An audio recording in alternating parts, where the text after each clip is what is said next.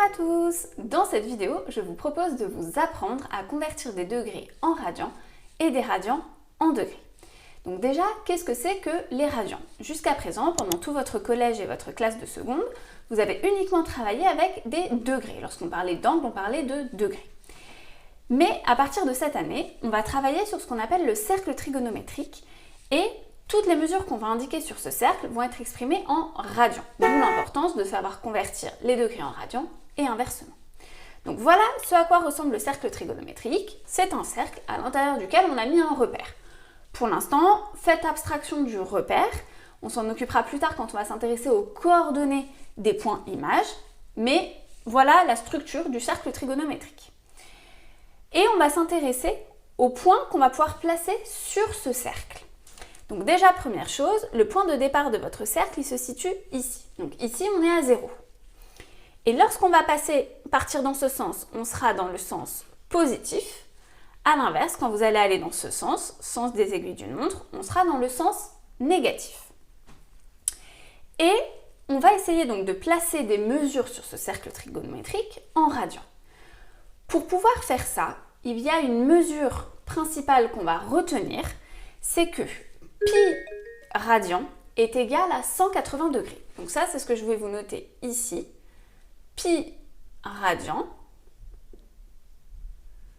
égale 180 degrés. Donc ça, c'est la relation principale. C'est avec cette relation-là qu'on va essayer de convertir à chaque fois des degrés en radians et inversement.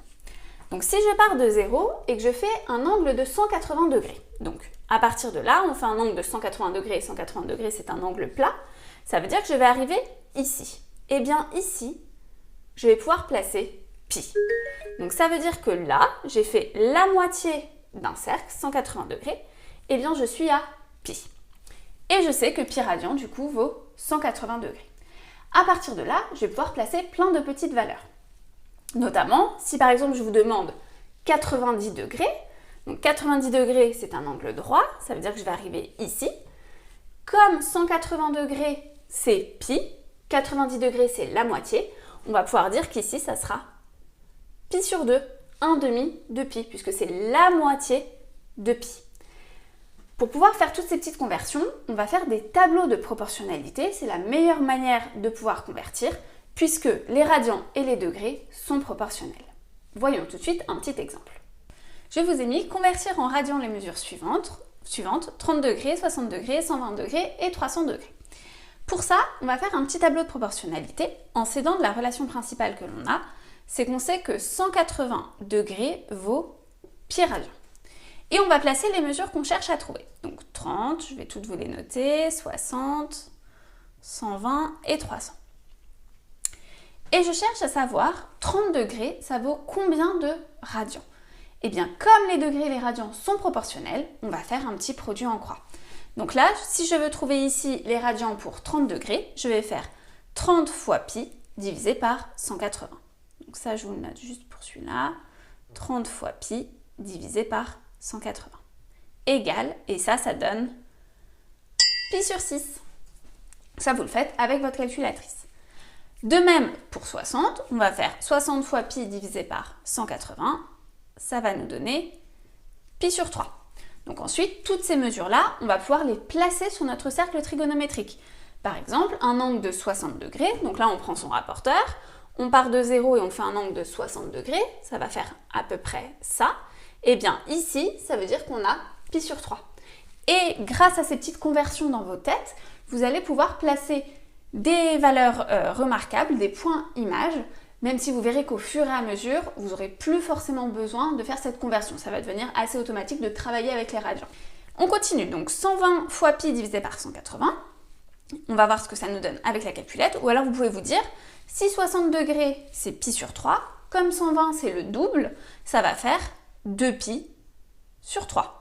Mais si vous ne voulez pas vous embêter à réfléchir comme ça, vous faites à chaque fois votre petit produit en croix. 120 fois pi divisé par 180. Et enfin 300, même principe, on fait 300 fois pi divisé par 180 et ça nous donne 5 pi sur 3. Voilà pour le passage des degrés aux radians. Attaquons maintenant l'inverse, c'est-à-dire le passage des radians en degrés. Vous allez voir que c'est exactement le même principe. Passons maintenant au deuxième exemple. Je vous dis convertir en degrés les mesures suivantes. Et là, je vous donne des mesures en radians que je vous demande de convertir en degrés. Donc ça peut être très utile quand on vous demande de placer des points images donnés en radians et que vous voulez les placer sur votre cercle. Les convertir en degrés, ça vous donne une idée de l'endroit où ils vont se situer sur le cercle. Après, vous prenez votre rapporteur et vous essayez de les placer. Mais vraiment, comme je vous l'ai dit tout à l'heure, normalement, quand vous maîtriserez bien votre cercle trigonométrique, les conversions, vous ne les utiliserez finalement plus très souvent. Donc, même chose que tout à l'heure, je vous ai fait un petit tableau de proportionnalité où on va mettre donc que pi radian vaut 180 degrés et on va placer toutes les mesures en radians que l'on cherche à convertir. Donc on a 3pi sur 2, pi sur 4, 4pi sur 3 et 7pi sur 6. Commençons avec 3pi sur 2. Pour convertir 3pi sur 2 en degrés, on peut également faire un petit produit en croix.